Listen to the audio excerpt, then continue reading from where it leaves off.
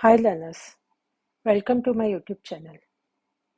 So let us see one question over here, that is if 2 raised to 2n minus 3 is 2048, then we have to find the value of 4n plus 3n square. So now what will we do for this one?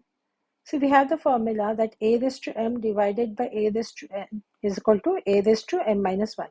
So this whatever is there, that is in the form of a raised to m minus n. So we can also write this one as a raised to m divided by a raised to n. So what will you write here? 2 raised to 2n divided by 2 raised to 3. And here because the base is 2, so let us see for when this number is 2048. So this 2, when you multiply this 11 times, so you get, later on you can see for this one, so we get the we get the answer, that is 2048.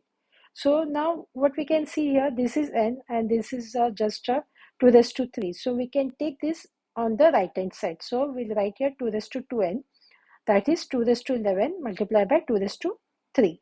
So now just let us keep this as it is. So now you can see the base is the same, so the exponents should be added over here. So now this we can write as 2 raised to 11 plus 3. So now both the bases are same, so the exponents also should be same. So first thing, let us write here 11 plus 3 is equal to 14. Let us take here. So now both the bases are same, the exponents also should be same.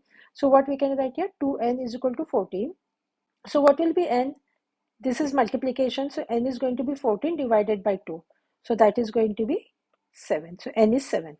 But we want the value of 4n plus 3n square. So now let us plug in the value that n is 7 in this one. So you put wherever there is n, you are going to put 7. Here is 7 square. So now what will you write here? 28. And this 3, this 7 sevens are 49. So now here what 28 as it is, this 49, this 3s are, that will be 147. So when you add this 2, you get 175. Make sure like and subscribe.